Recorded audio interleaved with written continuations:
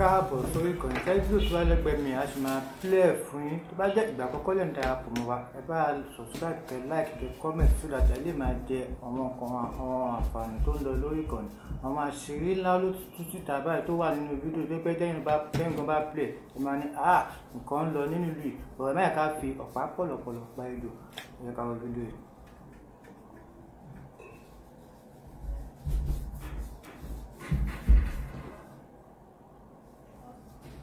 If they think kill it, right?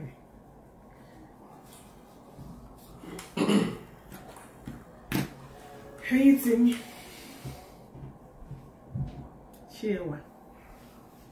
Ṣé àlàáfíà lẹ wà gẹ́gẹ́ bí èmi náà ti ṣe wà? It's going to be a very quick one. Let's share the show. Share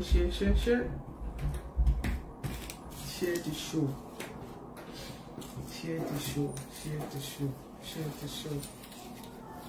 It's going to be a very quick one. Ẹ̀yin tèmi ṣé àlàáfíà ni mo bá yín? Ṣé àlàáfíà lẹ wà gẹ́gẹ́ bí èmi náà ti ṣe wà ní àyín? Ẹ̀yin tèmi nílé lóko àti ní ẹ̀yìn odi. Àlàáfíà la bá yín. God bless you all. Ọlọ́run á jẹ́ kí a jọ pé fúnra wa lórí. Ẹ bá mi share ètò yìí fẹ́ káwọn èèyàn wá join wa, please. Let's share. Ẹ bá mi rìn. Let's share the show.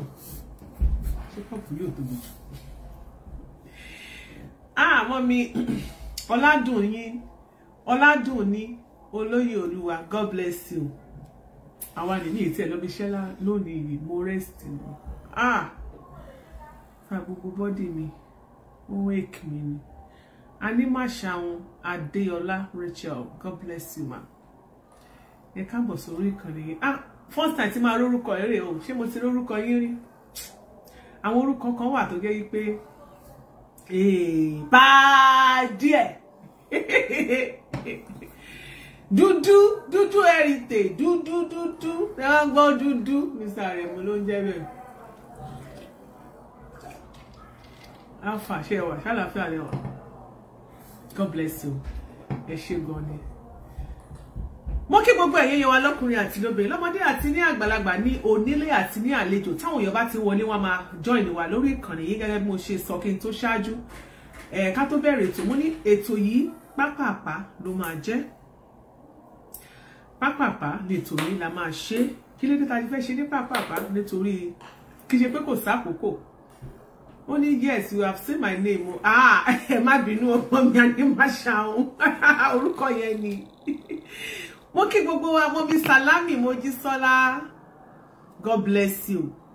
Mo lè mi adájọ́ àgbà yín náà rèé Iyalaje kọ́tù mọ̀ngánà bá bọ̀ ọ̀rọ̀ mo lè mi àmọ́ pé pẹ̀tẹ̀pẹ̀tẹ̀ lọ́rọ̀ tèmi. Ṣé rí ẹni tí ọ̀rọ̀ mi bá tabà lónìí ẹ dákun bá sọ fún onítàn pé kó má fi ṣe bínú o ṣùgbọ́n kí wọ́n lọ rè túnbẹ̀ ṣe ni. Gẹ́gẹ́ bá ṣe máa ń sọ ọmọ mi bí ọdún lens, God bless you. Bá ṣe máa ń sọ lórí ìkànnì yìí ní gbogbo ìgbà. Wípé ẹ̀yin ti wá ẹ̀yin tèmi tẹ́ ń gbádùn mi o ẹ káàbọ̀ sórí ìkànnì o bẹ́ ṣe ń gbádùn mi lèmi náà ń gbádùn yín. Òní ọjọ́ Ìṣẹ́gun mo gbà ládùúrà wípé Ọlọ́run Elédùmarè aṣẹ́gun kú fún wa aṣẹ́gun àrùn fún wa aṣẹ́gun àìsàn fún wa aṣẹ́gun ogun elénìní aṣẹ fún wa aṣẹ ogun àìríjẹ àìrímu aṣẹ fún wa. God bless you. Mọ́mí Wùmí Jayé ọlá mo rí yín. Side Hunt, God bless you. Thanks for joining us. Abdulrauf Abdulganiu Chewa ẹ̀kọ́ ọjọ́ mẹ́ta ṣàlàáfíà ni ẹ wà gẹ́gẹ́ bí àwa náà ti ṣe wà ní àyín. Lórí tó gbé wa wá síta. Mo ní níbo ni kí n ti bẹ̀rẹ̀. Níbo ni kí n gbẹ́nu sí. Ẹ ṣáà jẹ́ kí n bẹ̀rẹ̀ níbì kan. Gbogbo ẹ̀yin tẹ́ ń fìfẹ́ hàn wá lórí ìkànnì yìí bá àbá tí ìdárúkọ yín bóyá ká tó gẹ́tò tó ṣe kí ni kó tó dé bus stop á dárúkọ yín a máa appreciate yín. Àkọ́kọ́ mo kí arábìnrin Dorcas Ati Fola. Yeah. Mo rí ètò tó ṣe lónìí. I was there. At least mi ò tètè bẹ̀rẹ̀. But mo bá níbi kan later mo yẹ ṣètò wá padà nígbà tó parí ètò mo wá ti kí n lọ gbé láti bẹ̀rẹ̀ at least kí n ti ọkọ̀ wọ the first 30 minutes. Ọpọlọ rẹ ò ní jọba. Ọlọ́run ò ní kọ̀ di àìmọ̀ṣe sí ẹ. Lórí ọ̀rọ̀ Fọlá Tinubu, thank you so much. Mo appreciate the way tó ṣe handle ẹ̀. Ṣé gẹ́gẹ́ bí mo ṣe ṣètò lánàá mo ní Dorcas ò bínú. Kò sí nǹkan tó bad ní pé kéèyàn sọ èròǹgbà ọkàn ẹ̀. A dẹ̀ máa ń rí nǹkan from different perspective. Ṣé understand? So inú mi dùn bó ṣe jáde tó sọ̀rọ̀. Inú mi dùn. Torí kó tó di pé ó jáde, mo ti rí àwọn èèyàn oríṣiríṣi ìdíwé tí wọ́n ṣe ń jáde tí wọ́n ti ń ṣe show. Mo wá rò pé lórí kíni. Ọ̀rẹ́ mi Fọláṣadé Búsàrí, God bless you my sister. Mo ní ibo là ń lọ táàrọ̀ kọ̀ lórí ọ̀rọ̀ tó wà nílẹ̀. Àwọn èèyàn ti fẹ́ tọwọ́ bọ̀. Àwọn èèyàn ti wá ń gbà bí ẹni gbàgbọ́ ọtí. Ẹlòmíì gan tó bá pè wọlé sórí òtò tó bá dẹ̀ sọ̀rọ̀ bá ẹ̀rọ àti ìbàyè. Bẹ́ẹ̀ ni pé bẹ́ẹ̀ náà ni wọ́n fẹ́ràn Fọlá Tinubu. Ẹni tí ò bá bẹ̀rù social media táwa yìí, ó ṣeé ṣe kó mọ́ bẹ̀rù Ọlọ́run. Torí pé ìbẹ̀rù Ọlọ́run ni ìpilẹ̀ṣẹ̀ ọgbọ́n, ibi tí ọgbọ́n yẹn ti pilẹ̀ṣẹ̀ lélẹ̀ Ọlọ́run. Tó o bá ṣọ́ra rẹ lórí social media yìí, wàhálà ẹni náà lè mọ́ wọ̀jọ̀bọ̀ ọ̀run kó wọná. Torí tó o bá wọ̀jọ̀bọ̀ ọ̀run orí social media yìí láti mọ̀. Àwọn èèyàn ti Mọ́mí Ọládùn ní ẹ ti gẹ̀ẹ́tì ẹ̀ wọ́n ti ganu sí lóríṣiríṣi. Ẹ̀rù ti wá ń bà mí pé ṣé ọ̀rọ̀ yìí bọ́ mi. Òní mo tó mọ̀ pọ̀ ọ̀rọ̀ àmọ́ fògànà, ọ̀rọ̀ ti fògànà, ọ̀rọ̀ ti ń bẹ́ kiri. Mo ní mo dúpẹ́ lọ́wọ́ gbogbo ẹ̀yin ìyá alálùbáríkà.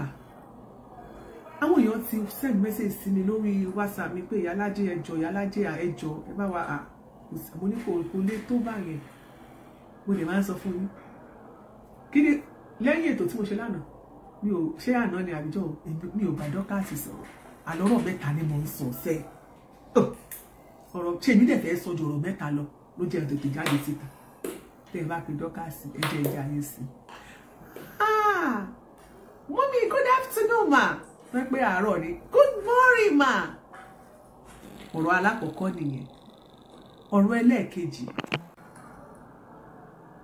Yes ma. Tí o bá sọ yes ma, okay ma. Àbí kó sọ pé mo ti gbọ́ ma. Ọ̀rọ̀ ẹlẹ́ẹ̀kejì nìyẹn. Ọ̀rọ̀ ẹlẹ́ẹ̀kẹta, thank you ma. Ọ̀rọ̀ ẹlẹ́ẹ̀kẹrin, good night, ó dàbọ̀ ma. Ẹ ṣé. Ó tán kì í ṣọlọ́rọ̀ púpọ̀. But mo gbọ́dọ̀ appreciate tí èèyàn bá ṣe nǹkan dáadáa yíníyíní kẹ́ni ṣèmi àdúpẹ́. Mo like bó ṣe handle ẹ̀. Thank you and God bless you.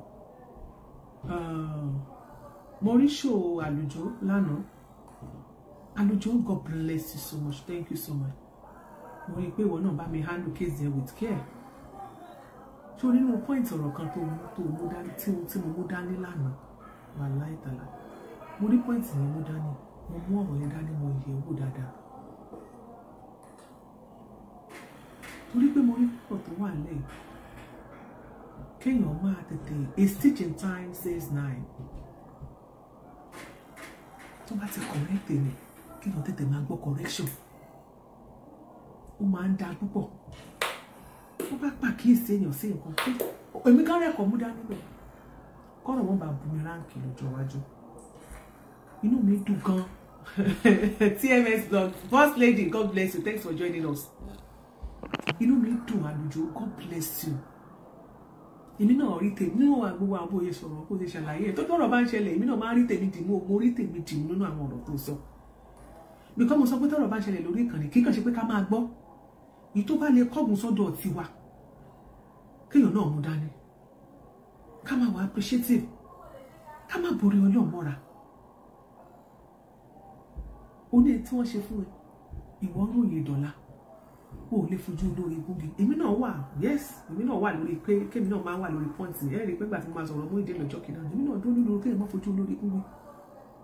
Mo appreciate. Mo dẹ̀ mọ̀ pé gbogbo àlàyé tó ṣe níbẹ̀ yẹn. Fọlá Tinubu ti sọ kì í ṣọmọdé. Òun náà máa mú ti dání. Wàláhì ó máa mú ti. Ìtọ́jú èmi tí mi ò ṣe pọ̀rọ̀ mi tẹ́mi ọ̀rọ̀ kan gan mo mú tèmi dání nù. thank you so much mo dẹ̀ rí pé o tún bá bẹ̀bẹ̀ náà o tún bá fi gbogbo ẹnu sí o ṣé God bless you àlejò wọn náà jẹ́ ká máa rí i pé láàrin wa a ò ní sọnù àjọ ríra wa pé lórí ìkànnì yìí mo rí ṣò tí màá mi ṣe màmá Aláṣàbí mo ní màmá kan ò máa rà tó mọ ìyá ọmọ àní màmá kan máa rà tó mọ ìyá ọmọ màmá Esabod Aláṣàbí ẹ ṣé mà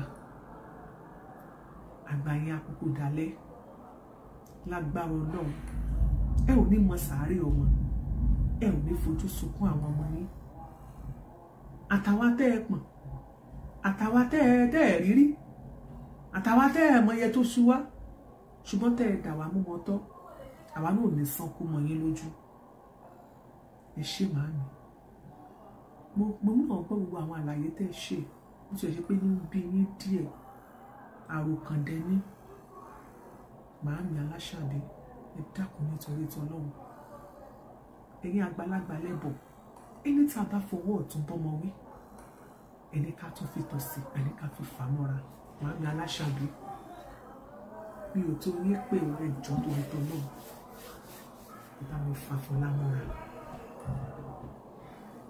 Ọjà tẹ fi ń pọ́n wa kò ní bọ́ lọ́lọ́ Ọlọ́run Àṣàbí ọjà tẹ fi ń pọ́n wa kò ní bọ́ Àṣàbí màámi Esabod ti wọlé ọjà tẹ fi ń pọ́n wa kò ní já o àwa ni màmá kan sódà màmá mi Aláṣàbí mo ní ọjà tẹ fi ń pọ́n wa kò ní já lọ́lọ́ Ọlọ́run ọjà tẹ fi ń pọ́n wa kò ní jábọ́ mo ní ọjà tẹ̀bí pọ̀ wá kò ní já o àwa ni màmá kan tó dá màmá Aláṣàbí ẹ má ní mo bá yín nílé mo pè yín lórúkọ mi ò tó yín pè lórúkọ màámi Ọlọ́run á jẹ́ kẹ́ ẹ pẹ́ fún wa ẹ jọ̀ọ́ èmi mọ̀ pé àwọn ọ̀rọ̀ tẹ́ ń sọ àròkàn náà ni lẹ́yìn àgbàlagbà sọ pé ó máa ń fẹ́ kún àsùndákẹ́wà àròkàn ló máa ń jẹ́ kéèyàn sọ̀rọ̀ débi pé ha ṣùgbọ́n mo bẹ̀ yín nítorí ìtọ́nà màámi mi dẹ́gbé tó wojú yín ẹ jọ̀ọ́ ẹ bá mi fà Fọlá mọ́ra ọmọ tẹ́ ẹ pọ̀n ní Fọlá tí Dorcas lẹ máa rò màámi ẹ ṣe mà ẹ bá mi fà mọ́ra ọ̀tá ò ní yọ̀ wá ọ̀tá ò ní yọ̀ yín láṣẹ Ọlọ́run ayé ò ní ṣẹnu ṣù tì sọ̀rọ̀ yìí tí ń bẹ́lẹ̀ yìí ayé ò ní sọ pé ṣèbó tán kò sì tán kò ní tán fún yín màmá ẹ dákun àti Dorcas àti Fọlá àti gbogbo wa lórí ìkànnì yìí ẹ̀yin nìyá wa ẹ̀yin nìyá wa ẹ dákun nítorí tọ́nà lábí ọmọ tòótọ́ màmá Esabod ẹ jọ̀ọ́ nígbà tí mo wo ṣòro láti mi ìlú dúró wò mi ò wo 2 minutes bẹ́ẹ̀ mo já kúrò bẹ́ẹ̀ ni ọkọ̀ mi ṣe gbìgbìgbìgbì pé màá mi fi bọ́ mi tán ṣùgbọ́n nígbà tẹ́mi náà rò dáadáa pé kò sẹ́ni tó máa rí ọ̀rọ̀ tó wà nílẹ̀ náà afẹ́ tí ò bá máa ṣàbòsí inú òbí ṣùgbọ́n mo fẹ́ kẹ́ ẹ bá wa fọwọ́ kẹ́ ẹ jẹ̀bù rẹ́ dákun màmá náà máa fẹ́ mo fẹ́ kẹ́ ẹ jọ ẹ bá mi dáríjì Fọlá mà ẹ bá mi fà mọ́ra ọmọ yìí ni ò ní jábọ́ ewé ẹwà táàdì èso ọmọ yìí nù gbogbo wa àwọn ọmọ ń jẹ́ lọ́ọ̀sì ni bá a ti ń jẹ́ lọ́ọ̀sì là ń jẹ sódà kọ́ lọ́wọ́ ṣàánú wa lágbára Ọlọ́run àjẹkẹ́ pẹ́ fún wa màámi ní tèmi wá ṣe níta nìyẹn pé màámi abí ọmọ tòótọ́ ẹ bá mi fọwọ́ wọ́nú Dorcas abí ọmọ tòótọ́ ṣé ni mo sọ kíní kan lórí ètò mi lánàá mo ní ṣé ní Dorcas ilé Fọlá ilé tí Dorcas fi ọwọ́ ara ẹ̀ kọ́ ni kò ní fọwọ́ ara ẹ̀ wo I know ẹ̀dẹ̀ gbọ́ ṣó tó ṣe ẹni tó bí òdì ló bí ìyá ló jẹ́ fún ọjọ́ orí ẹ jẹ́ ká gbọ́jọ́ orí tì ilé tó fọwọ́ ara ẹ̀ kọ́ ni kò ní fọwọ́ ara ẹ̀ wò kò sí nǹkan tó bàjẹ́ pé kẹ́ ẹ sọ nǹkan tẹ̀lé tó wà ní ọkàn mi kí n sọ. Àǹtò Fọlá kò ṣe Ọlọ́run á pín ilé ṣó o rí àwọn tó ní kó jáde kó ṣe báyìí níwájú ilé àwọn tó sún ẹ tó kọ́lé fún ẹ ni ilé òde kí gbọ́dọ̀ gágágá kò ní gajú onírè lọ kò sí bá lágbàro ṣe lè lóun fọ́nbù tó ṣe gbajúmọ̀ tó ẹni bá gbóko fún náà ṣe lọ̀gá ẹ̀ àwọn tó bá kọ́lé náà àwọn náà fẹ́ máa rí ẹ pé kò mọ ìṣàkọ́ ń bẹ̀. àwọn orin kan wà kò ṣeé fi hàn, Ọlọ́run ní ṣorí tí ò ṣeé fi hàn máa ráyè kò ní ṣe fún wa. irú kíṣe yìí màláìka ló yẹ kó ti sí ọbẹ̀ alásèpọ̀ fún wa. torí àwọn kíṣe nìkan wà kò ṣeé sọ ọbẹ̀ alásèpọ̀, kò ṣeé sọ ọbẹ̀ ẹ̀gúsí tó yí máta. kínú ẹ ti dùn kan tá à ń sọ yẹn pé nítorí ìwà appreciative ní Yorùbá fi máa sọ pé bàbá ti ṣèyàn lóore lánàá tó bá tún wá dúpẹ́ àná yóò tún rí mi gbà, tó dúpẹ́ òní yóò tún rí mi gbà. máa bá ṣe ní lóore tí ò bá dúpẹ́ ló dàbí ọlọ́ṣà tó kó ní lẹ́rù lọ́rùn. nínú kó o fẹ́ ní ìmoore hàn òun ni káyé rí ẹ. ó dàbí pé ọkọ àti ìyàwó kọ́kọ́ wá jáde kó lọ sọ́jà kó wá rí aṣọ tó dáa kó wá rà fún ìyàwó ẹ̀, kíyàwó wá mú aṣọ yẹn kó wá kó pamọ́ sínú ilé kó má wọ̀. ẹjọ́ torí ìtọ́ náà ṣé ní ọkọ yẹn máa dùn? ọkọ yẹn tó bá tún lọ sóde lọ́jọ́ mi, ẹjọ́ torí Ọlọ́run tó bá tún ní ara aṣọ yìí aṣọ máa fẹ́ tí madam kí ló máa sọ? ó máa ní kí ni wo á ronú ọkọ ẹ̀ pé ìtòun rà sílé á ní ìyàwó òun kò wọ́ kò ní rà méjì. ṣẹ́gbà fi yangàn ìwọ ló ní nǹkan ẹ̀ fi ṣakọ̀ oore nínú kéèyàn wálé ayé. ṣé orí ó rọrùn láti délé ayé láti kó wálé ayé kó lọ́kọ? ó rọrùn láti wálé ayé pé mo níyàwó? ó rọrùn sí yìí o pé o bá fẹ́ bímọ bó o bá bí báyìí pé o tètè lóyún wò ó dọ́dọ̀ sísí alágbo wà lóyún kíákíá ni. àwọn olùmí lọ sí ṣe IVF, èlòmí lọ ṣe adoption, kò sí wàṣà lọ́mọ.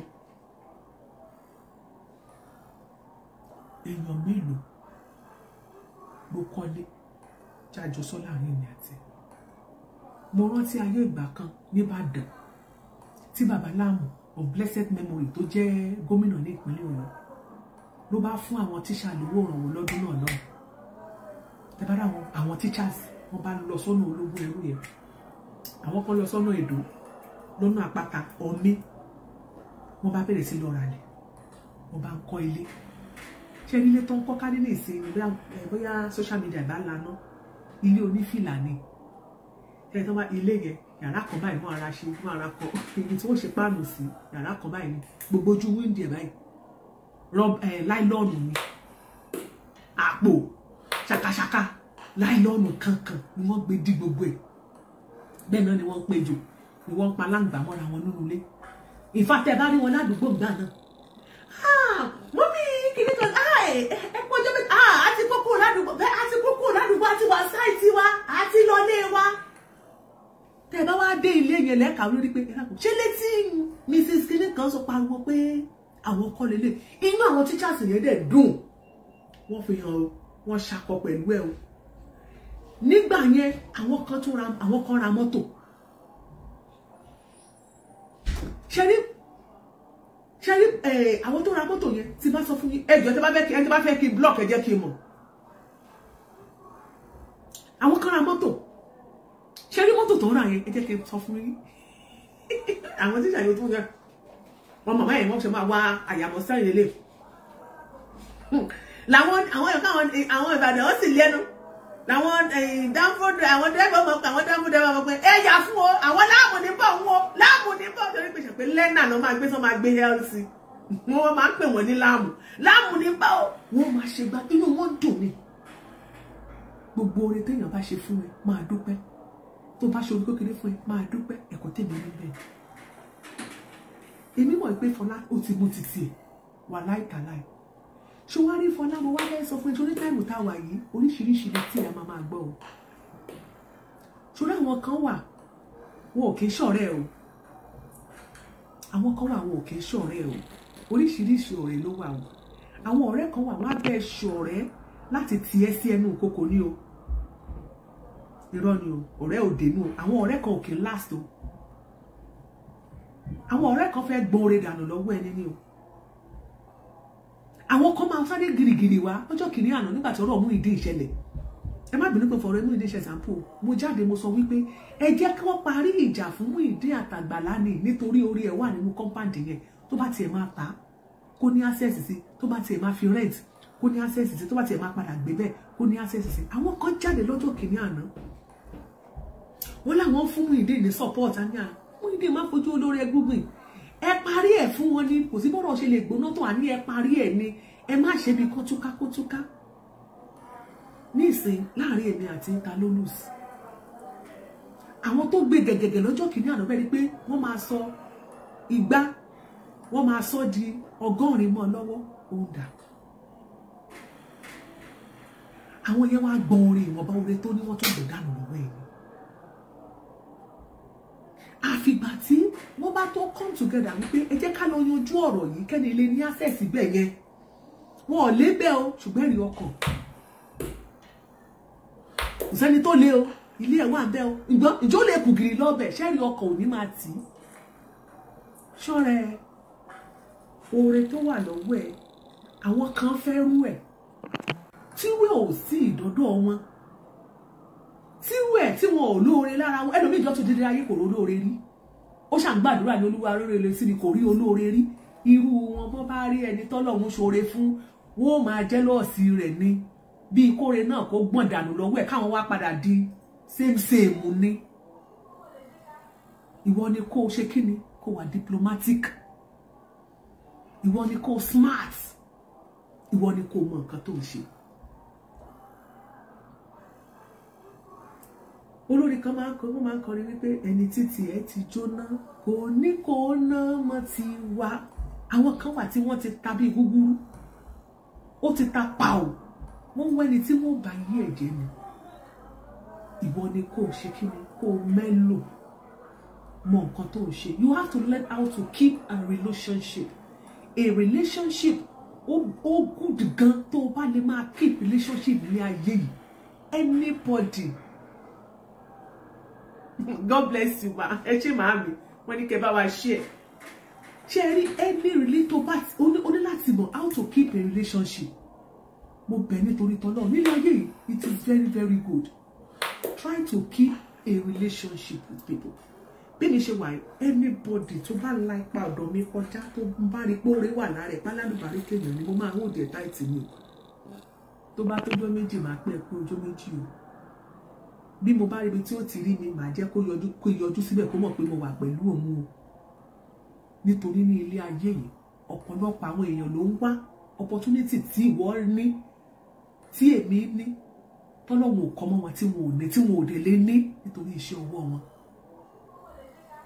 Ẹlòmíì ti ní rí tó jẹ́ pé fún ara ẹ̀ ló ti gbọ́n orí ẹ̀ dànù kò ní kọ́ lọ́wọ́ fún kò ní opportunity second chance. Keep your relationship tight. Ẹ̀kọ́ tèmi rí ń bẹ̀ fún ẹ nìyẹn. Ṣé wàá rí mo wá gbọ́ mo gbọ́ show kan tí mo gbọ́ bì kan tí Dorcas tó play lónìí. I was like, what? Wọ́n ní cousin àbí kìíní kan nǹkan kó jọjú cousin yẹn kó jáde síta kó tẹ̀sí nìkan lójú. Ṣé ẹni tó bá fẹ́ràn ẹ̀ ṣó máa ní káàárín ìwọ àti cousin ẹ̀ àbọ̀mọ̀ ìyá ẹ̀ àbí family ẹ̀ ṣó máa ní kó túká? Ṣó máa ní kó túká? Rò dáadáa. Tó máa ní kó jáde kó tẹ̀sí nìkan lójú kó jáde olóore lórí ló máa jẹ́ olóore lórí á máa jẹ́.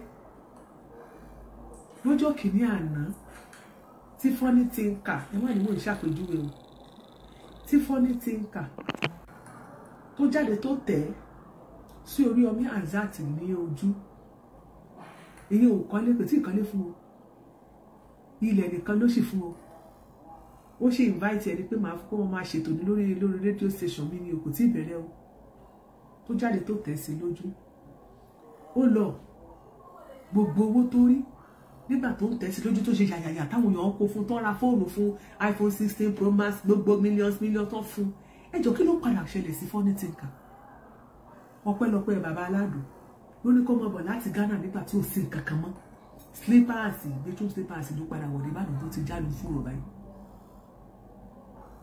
wọ́n padà lọ mú lọ ṣe kí ni lọ padà lọ bẹ Oríyọmí Hamzat òun gan confess pé olóore òun fojú ẹ̀ gbogbo ó lọ padà lọ bẹ̀ ẹ́ kò sẹ́ni tí ń ṣe tí ń mú oúnjẹ pé èèyàn bá ṣoore fún òun gbọ́dọ̀ ẹni tí ò ṣoore fún ẹ gan kó fẹ́ràn ẹ lásán kó àwọn ìjájú wọn ló ń tẹ̀síwájú odidi ilé ẹja ń béèrè èèyàn mélòó ló wálé ayé ló kọ́lé kó tó lọ lánàá àwọn tó ti kọjá lọ àwọn ìyá wa àwọn bàbá wa àwọn àǹtí wa àwọn ẹ̀gbọ́n wa tó ń bẹ lẹ́nu iṣẹ́ ìjọba ẹlòmíì tó lọ 30 years lẹ́nu iṣẹ́ ìjọba kò tí ì nílẹ̀ níbi pé yóò kọ́lé ẹlòmíì gan kọ́lé ó ra ilẹ̀ tó rà ó ti wà ńbẹ̀ báyìí ó ti ra ilẹ̀ more than 15 years tí ò tí ì rí kankan gbé sí ẹlòmíì tó tiẹ̀ lóun padà kọ́lé gan ó kọ́lé ojúlé 4 ojúlé 6 béèrè pọ́dún mélòó ló fi kọ́ ṣé mọ̀ pé èèyàn àwọn míì máa ń fi ọdún 10 wọ́n fi ń kọ́ ilé tí wọ́n tẹ́ ẹ ti rí pé àwọn àti kó lọ ilé wa wá lọ sáìtì wa ẹ mọ̀ pé jọ̀wọ́ ti ń ṣe sáìtì wọn ṣé wọn ò tí ì tó parí ẹ̀ ni wọ́n ń kọ́ wọn èè parí ẹ̀ náà ni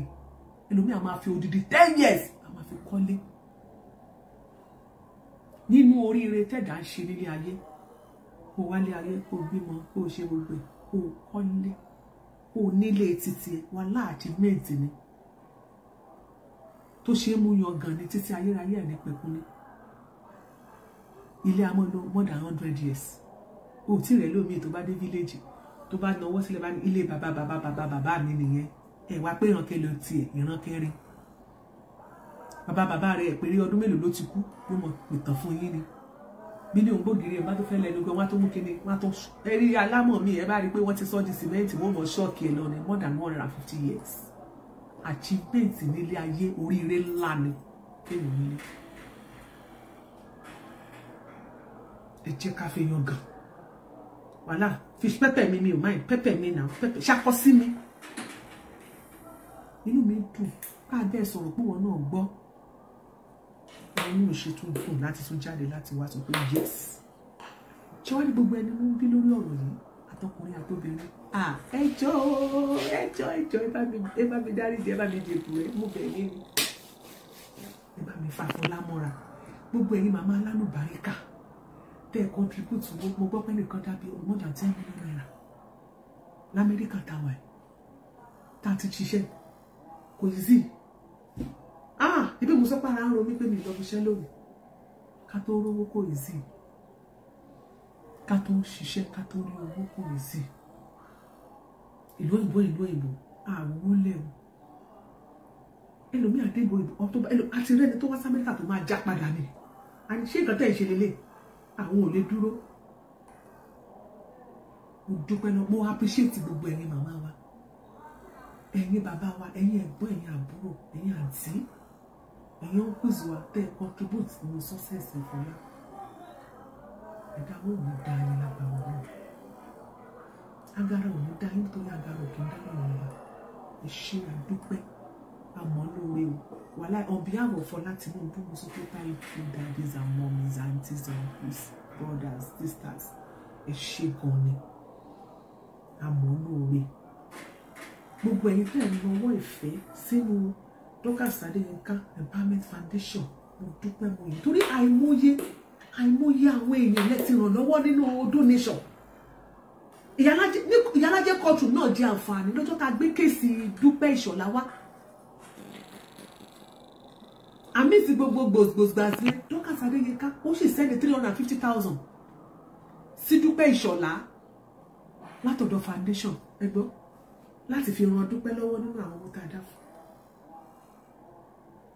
àìmọye tó ti jẹ àǹfààní tó dẹ̀ ṣe máa jẹ àǹfààní ìdí nìyí tí tó sì jẹ́ pé a gbọ́dọ̀ encourage Dorcas Adéyínká láti dúró ṣe bó ṣe ń ran àwọn èèyàn lọ́wọ́ nítorí pé ọ̀pọ̀lọpọ̀ àwọn èèyàn ló ti ràn lọ́wọ́ ọ̀pọ̀lọpọ̀ àwọn èèyàn lórí òtí kan tá a sì gbọ́dọ̀ balẹ̀ jẹ́ anybody ò gbọ́dọ̀ balẹ̀ jẹ́ fún ẹni tí ò tí ìróore ti ẹ̀gbà tó ṣe ń ro ọkàn oore pé lọ́jọ́ kan yóò kàn òun a sì gbọ́dọ̀ dá ìrẹ̀wẹ̀sì ọkàn fún àwọn tí Ọlọ́run lò láti gbé foundation yẹn láti gbé dìde láti gbé dúró láti gbé kó máa tẹ̀síwájú bàbá tí ń dúpẹ́ tá ń yìn wọ́n àwọn náà lè máa ṣe jù bẹ́ẹ̀ lọ ìyẹn kan náà púpọ̀ lẹ́yìn tí mo ti dúpẹ́ lọ́wọ́ gbogbo yín tán tí mo dẹ̀ ti bẹ̀ gbogbo ẹ̀yin bàbá màmá ẹ jọ̀ọ́ gbogbo ẹnikẹ́ni tó bá ní one thing or the other please fẹ́ kẹ́ everybody fọwọ́ wọnú. Then lórí ọ̀rọ̀ àwọn kan tó ń sọ wípé lórí ọ̀rọ̀ aṣọ wípé nìkan ló gbáṣọ ránṣẹ́ ẹjọ́ nítorí tọ́nà ọ̀rọ̀ àárín yóò yẹ kó ti clear.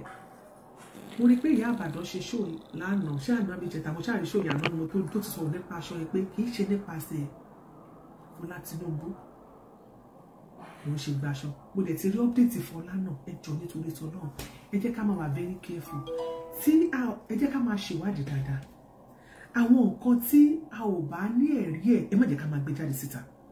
Torí ọ̀pọ̀ ọgbà ẹnikẹ́ni tí kò bá ní ẹ̀rí ọ̀rọ̀ dáadáa tí kò lè fọwọ́sọ̀yà pé lóòótọ́ báyìí lọ̀rọ̀ ṣe rí tó bá lọ gbé síta á máa dàbí ẹni pé èèyàn kan tó ń da petrol sínú iná tó ń jò ní. Ẹni tẹ́ bá sọ pé tẹ́ tó lọ mẹ́nu kàn òun náà fẹ́ jáde á fẹ́ sọ títí ẹ̀. Nígbà tẹ́ ẹ̀ kì í ṣe àtinúmọ̀ tó lẹ́nìkan ṣe máa jókòó sí kọ̀rọ̀ yàrá ẹ̀ tákàn dédé rò wípé á dẹ̀ rún 1+1 lágbájá ló gbé aṣọ ọgbọ́n kìnnìkan not even now. Ẹjọ́ nítorí tọ́lọ́ ó ń tà láti rí ẹ̀rí ẹ̀ tá a lè fi díẹ̀ múlẹ̀. Ọ̀rọ̀ wọn ní wọ́n pé wọ́n ká wá máa ronú ká máa mú ọ̀kan ká máa fi mú ẹ̀ta ká máa sọ di ẹ̀jọ ẹ̀jẹ̀ ká yọ kúrò ẹjọ́ nítorí tọ́lọ́. So ní aspect yẹn ẹ má jẹ́ ká kàǹtì sí Fọlá lọ́rùn. Every time tí Fọlá wà yìí lóòótọ́ òun fúnra rẹ̀ ló gbé ara ẹ̀ débí ṣùgbọ́n àwa ní ìrò bẹ́ẹ̀ ibi tá a dé lónìí bóyá sọ pé àìka nǹkan sí ni ká ní kò mọ̀ pé bí ó ṣe rí rèé ni but òun ló jẹ́ ká débi tá a wà òun náà ti wá kẹ́kọ̀ọ́ níbi tá a dé ibi tá a wá dé yìí náà ẹ jẹ́ ká ti padà nítorí ọ̀tá ò ní yọ̀ wá number 1 ẹlẹ́kẹ̀ẹ́ nítorí health ẹ̀ ṣé ẹ mọ̀ Fọlá ò kìí ṣe ọlọ́rọ̀ púpọ̀ kò mọ̀ ọ̀rọ̀ sọ èmi dẹ̀ fẹ́ fi àsìkò mo fẹ́ fi sọ fún Fọlá wọ́n ṣó ò gbọ́kọ́ mi ni ọkọ ẹjọ́ torí tọ́lọ́run ẹ fọ̀rọ̀ ọkọ lẹ̀ move on kò sí nǹkan tó jẹ́ pé wọ́n gbọ́kọ́ ẹ mọ́ ṣé wọ́n ṣì ní interest ni tọ́lọ́run bá sọ wípé lọ́jọ́ iwájú wípé nǹkan ṣì máa dà yín pọ̀ bó ṣì máa padà wá pé ẹ ṣì máa fẹ́ra yín nobody ló lè stop ẹ̀ àmọ́ tọ́lọ́run ní sílẹ̀ but for now please I don't want to hear ọkọ forget about it. Stop talking about ọkọ.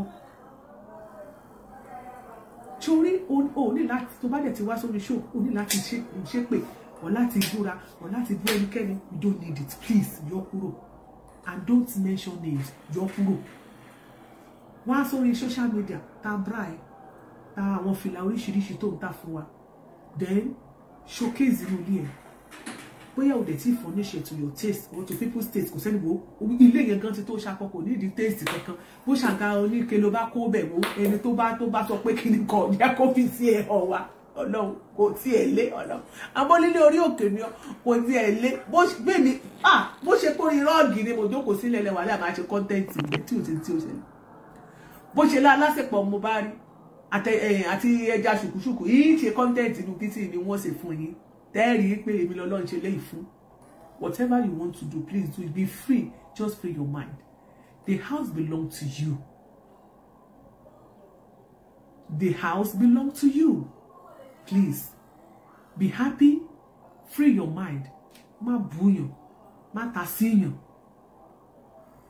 má mention names there are so many contents ló lè ṣe tó jẹ́ pé ẹni tó bá ṣe content yẹn gan ẹlòmíì gan á dẹ̀ máa pé agbóúnjẹ sẹ́nu báyìí ó máa ha lọ́nà fún kò ní lè gbé mi please free your mind and move on with your life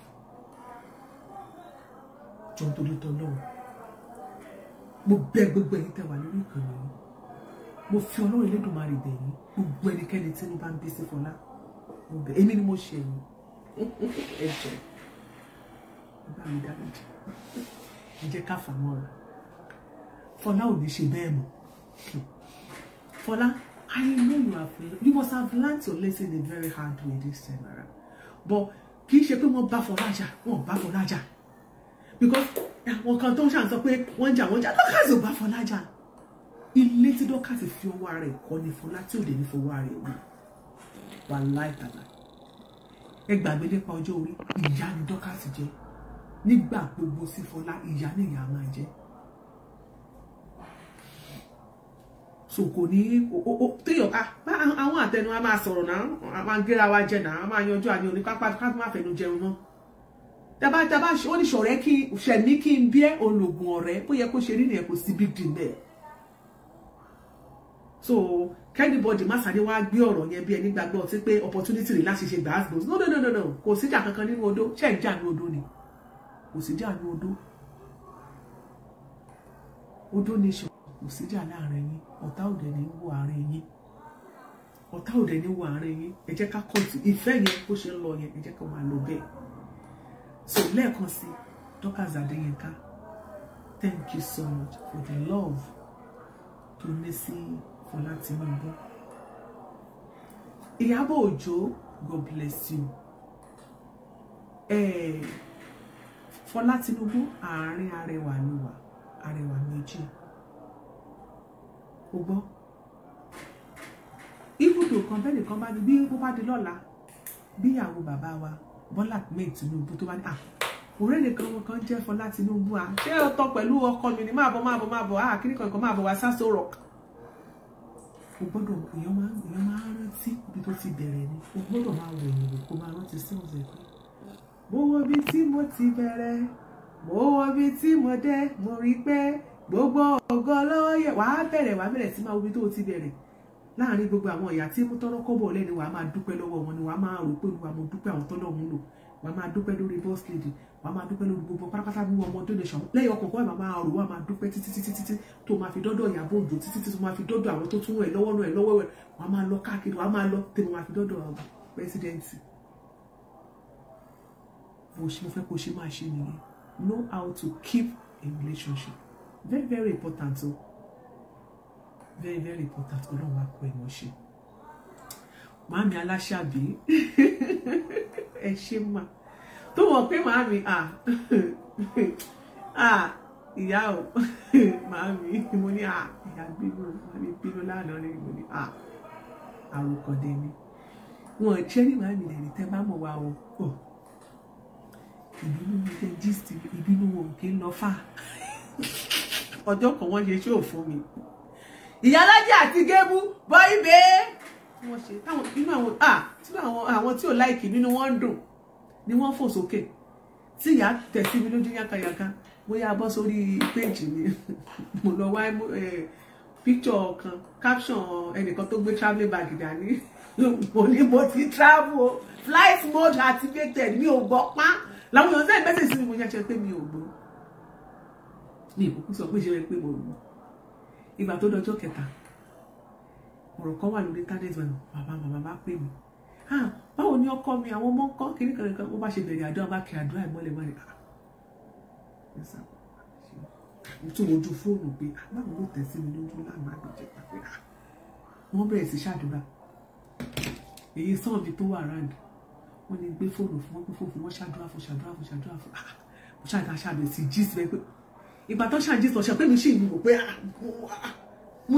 mo lè nílẹ̀ máa pé wọ́n ní yẹn pé àwọn mọ̀ pé ṣebí Iyalaje nìyẹn mo ní yẹn mo ní ẹ ṣe ṣó fún mi ẹ ti gbàgbé ṣe bẹ́ẹ̀ mi lẹ́ sọ̀rọ̀ sí tẹ́ ṣe tó wọ́n ní ṣe ṣó ìyẹn mà ti kọjá ọ̀rọ̀ social media mà nìyẹn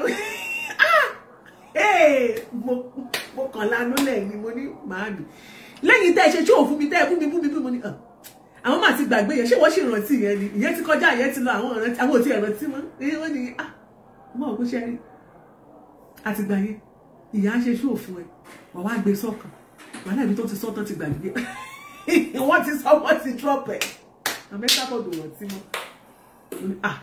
lẹ́ni tẹ́ ìyẹn mà ti kọjá and behind the closed door she's a mother. I used to tell people she is a good mother. When you listen to her just for 1 minute, oh be God, ìyá ni ìyá Ọlọ́run tí ẹlòmíì ò ní orí ọ̀fẹ́ láti lóru ìyá aláfẹ̀yìntì lẹ̀. She's a good mother. Ẹ gbàgbé nípa ọ̀rọ̀ social media, ẹ gbàgbé nípa ọ̀rọ̀ à ń ṣe fracas à ń ṣe show. If you know her, if you know mama, ó ti mọ̀yàn gidi ní ayé ẹ̀, forget about it. Mo mọ̀ pé gbogbo ọ̀rọ̀ tá a sọ ìmọ̀ jẹ́rìí máa mi. Wọ́n ti gbàgbé Fọlá Tinubu gbogbo tí ò tí wọ́n ṣe yẹn wọ́n á fà ìmọ́ra ìwọ ni kí wọ́n tọmọlúwàbí tí ì ṣe.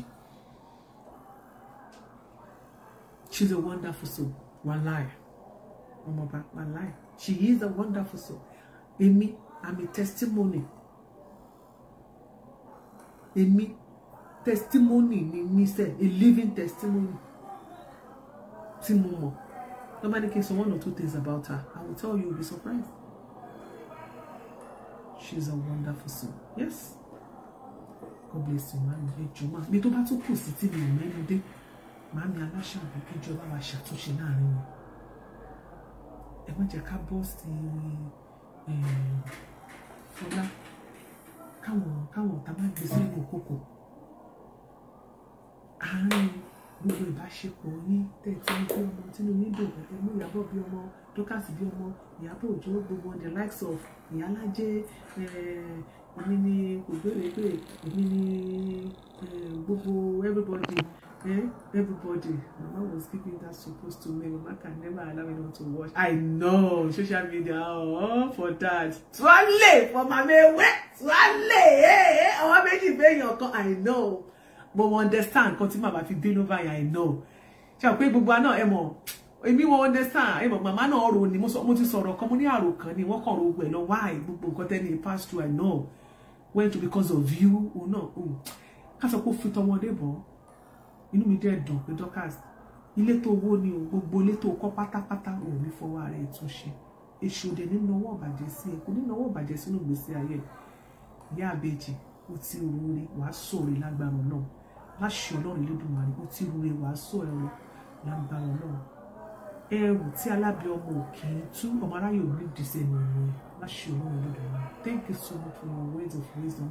Mo listen sí gbogbo show ẹ níbi tó ti sọ̀rọ̀ fún láyé kí tó pé ìlú show ẹ mo ní pé yes God bless you. Ọ̀rẹ́ mi Aremu Mr. Afiz Aremu God bless you. Mo rí àwọn àtúnṣe kan láàrin yẹn God bless you. Ṣẹ́gun náà jẹ́ ká pẹ́. Gbé body friendship mi God bless you ọ̀rẹ́ mi àtàtà God bless you so much gbogbo yín pátápátá ẹ kú àdúrótì ẹ kú àtúnṣe. Mama wa Mommy Davis God bless you. Ẹ ṣé gan ma. Àwọn mama yóò kí fẹ́ kí nǹkan kan bàjẹ́ o. Mama yẹn èèyàn dáadáa ni mama yẹn mọ̀ wọ́n physically but wọ́n máa ń ṣàtúnṣe gan ni. Wọ́n máa ń sáré kiri ni. Sister mi arábìnrin kan wà lórí kan nìyí tí mo mọ̀ dáadáa ọlọ́pàá ni wọ́n nígbà tí wọ́n wà ní governor's office wọ́n ti sáré pè mí wọ́n ti send message sí mi lónìí Iyalaje ìjọ ìṣàtúnṣe láàrin ẹjọ́ Dorcas àmọ́ni mi gbọ́dọ̀ sọ̀rọ̀ jáde iṣẹ́ tí mò ń ṣe ẹjọ́ mo ní ẹ máa wọlé kó pé kò sí nǹkan kan so sister mi Sayemi ọlọ́pàá mi ní dárúkọ yín sọ́kọ́ mọ́mọ́ pẹ́ yìí ni God bless you ṣé gan àwọn orí gbogbo message ẹ̀yin màmá tẹ send message sí mi lóríṣiríṣi àwọn kan tiẹ̀ wà ọ̀rọ̀ kan tó sọ àjọ gbé tíra wa lójú ni oríṣiríṣi àwọn èèyàn ló wá ẹ ṣé àdúpẹ́ ó yé gbogbo yín ẹ̀yin tẹ wá sọ àwọn ọ̀rọ̀ kan tí mo ní mi ò gbọ́ rí mo lé mi ò gbọ́ Iyalaje is everywhere social mo lé mi ò gbọ́ rí ẹ̀yin lè wá sọ orú eléyìí èmi èdè sọ orú ẹ̀ láfẹ́ Aremu Hafiz God bless you mo ní ẹ mọ̀ pé normal call ẹ jẹ́ fi studio call pè yín tí bá ti jọ sọ personal line lẹ pé Aremu jẹun bóyá orúkọ rẹ wà mí ṣe fẹ́ pèsè orí show ni mo ní kẹ́ máa pe studio line tí bá ti jọ sọ lọ́jọ́ yẹn dúdú okay 317 ó yá pé nọ́mbà yẹn ẹ pè studio line fún dúdú o 317 748 6843 ṣé mi ò save ẹ̀ síbí ni ṣé dúdú ni mo save ẹ jẹ́ kí n wò 317 429 7082 317 429 7082 ṣé dúdú ni mo wá fi save sórí ibi ni ó dẹ̀ pé dúdú ló wà níbí ó dẹ̀ kó wà níbí dúdú ló wà níbí ẹ wo ìyàwó Mr. Aremu bó ṣe fine ìyàwó mi ọ̀wọ́n èmi ní ṣà ń jẹun sí lọ́rùn hello mo wà òkè jàre mo ní àṣẹ mo ti ń ká máa pe personal line mọ́ tí bá ti ń ṣe show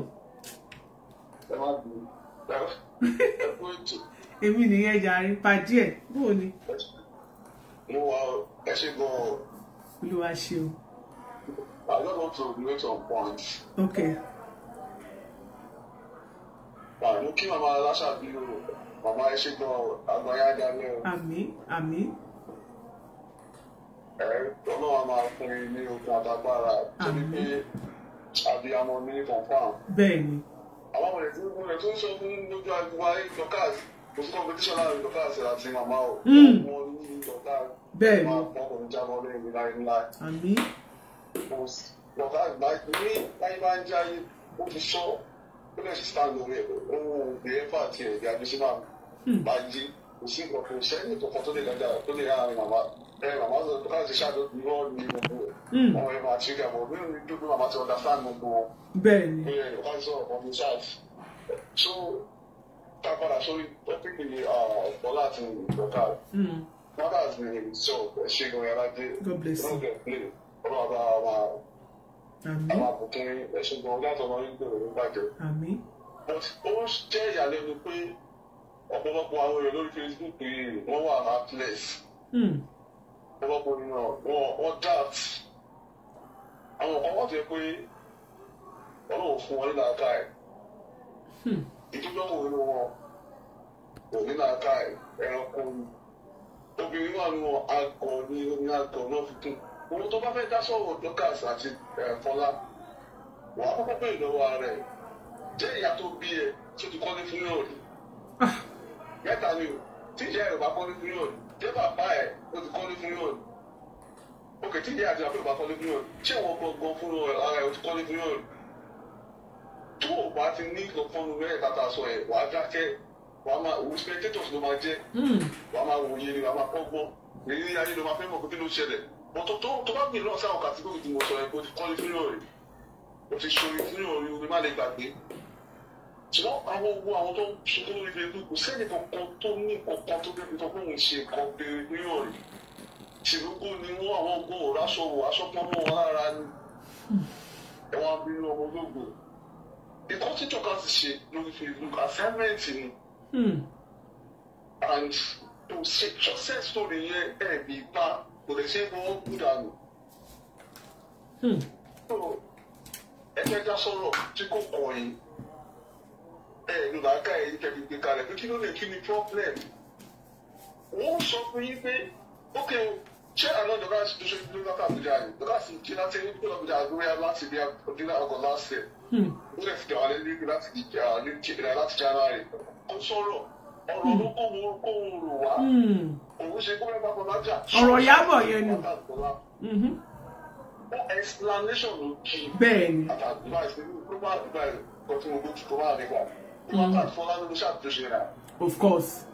Tó ń gbé yín bá pé tẹ́ẹ̀bàjá gbogbo mẹ́kọ̀ọ́ wọ́n sọ fún yín pé all competition lórí iṣẹ́ tó jẹ́ ìṣọ́ tó ń ṣe fún Fọlá.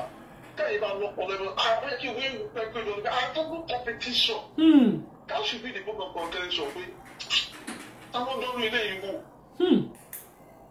Kí ló dé tẹ̀ bí ní tẹ̀wọ́n lọ competition lórí nǹkan tó ṣe fẹ́ yàn ṣáà ti ṣe mú ẹ̀ ní address the issue ẹ̀ ń fẹ̀tẹ̀ sílẹ̀ pàlàpàlàpà. Kí ló competition kí ló kọ̀ wọ́n nípa petition? Ṣáwọn oṣooṣi fún yàn wọ́n kúrò ní wọn. Nípa oore. Nǹkan tí kò kọ̀ wọ́n àwọn tó lọ competition address ọgbà ẹgbẹ́ ìgbà kẹfún wọn lẹ́gbẹ̀ẹ́ ayérayé pé ẹ ṣe competition ẹ kìí fún ọ̀rẹ́ ìdíyàn àwọn tó ń ṣe dáadáa nílé ìdá. Láti lè petition báwọn tó ń ṣe dáadáa ṣé ọba tó lọ́wọ́ èrò ọjọ́ mi ni pé káwọn ṣe kó máa but ẹ bínú títí ẹ wá lọ wọ́n fi sọ gbogbo yá ẹ lọ́lọ́pàá ẹ wá lọ competition. So ibi tẹ́rọ̀ ti wáyé nìyẹn tí mo láti ṣe mistake fún ẹ̀ abẹ́núbẹ̀ mọ́. Ó lọ́ba tó Dorcas Fọlá. Bẹ́ẹ̀ni. Dorcas ò ní pé mo ju níyàtọ̀ bíi ìgbéyà ọ̀dọ́ ṣe competition náà. Kò dẹ̀ bínú. Kò bínú. Ọkùnrin tó ń jábọ̀ láti padà lẹ́yìn ẹ̀ ní tí Dorcas máa fi ní pé òun bínú sí Ìyábọ̀. Ogun tó ń jábọ̀ náà gúúsù lábẹ́ òtí ìpadà lẹ́yìn ẹ̀ lọ́wọ́ ìṣẹ̀yà Dorcas máa fi lọ pé kó má bàa Ìyábọ̀ ṣe. Ìbálòpọ̀ àti Dorcas ò gbé Nàìjíríà. Níbi Dorcas tó ń dun ní bẹ́ẹ̀ kó wá Nàìjíríà tó túbọ̀ kọ̀ balẹ̀ tó ń tọrọ láwà pẹ̀lú ẹ̀. Ẹ mọ̀ pé àgbọ̀dọ̀ rí náà kànga tí Dorcas bá bínú sí Fọlá Ìyábọ̀ Òjó gan máa píkì rèsì. So of course ìjọ tí Ìyábọ̀ Òjó máa rà bí Dorcas ó ní Dorcas wà a boss state wọn àti gómìnà ní gbìyànjú ní bọ́ọ̀bì mọ́ gbà pé boss state nìyẹn.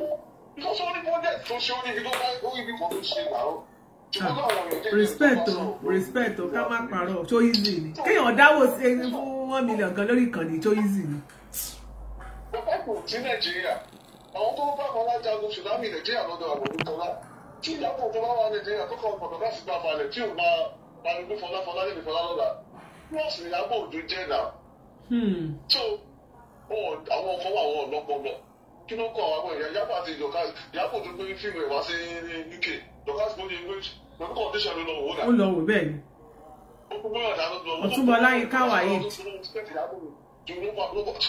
So ẹ̀ ní ọpọlọ wọn ní ọ̀lẹ́dẹ̀ 1+1. Ìyábọ̀ Òjó Dorcas ní Ìyábọ̀ Òjó ló Ìyábọ̀ náà wọ́n dára Dorcas was the first person láti pariwo fíìmù ẹ̀ sórí Facebook ó ti gbé wá sí UK náà.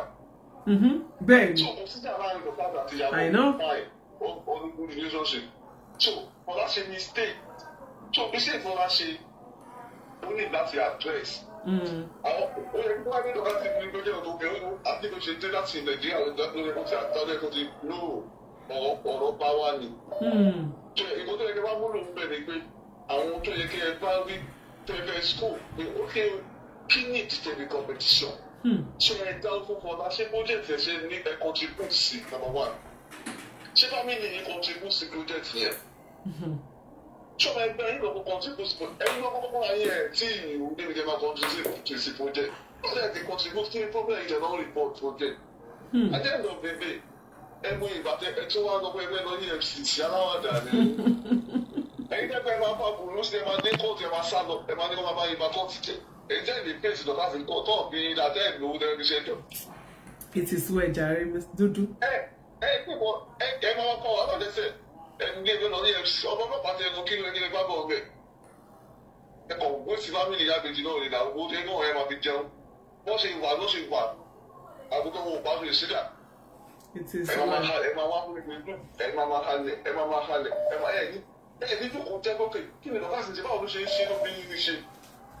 Ẹ sọ́ọ̀dì Dorcas ní institution náà ẹgbẹ́ school Dorcas ní ẹgbẹ́ báwo ló ṣe ń ṣe. Ọlọ́run tó fún Dorcas ṣe ò ní padà lẹ́yìn because she's really trying. Okay, tó bá jẹ́ pé ọkọ̀ wà transparent táwọn ẹ̀ṣẹ̀ àbá táwọn èèyàn gbọ́ táwọn èèyàn fún un choice láti ní ìbò wọn. People realize that there okùn jalè ó ṣe tó bá ní kó fún ìyàn lówó máa deliver tó bá ní kó ṣe pé tó bá ní kó máa ṣe pé lẹ́gbẹ̀ẹ́ tó bá gbọ́ fọ́lá rẹ̀ ó máa fọ́lá rẹ̀ lówó ó ṣe ọ̀ṣadá rẹ̀ ó ṣe àdúgbò kó nígbà.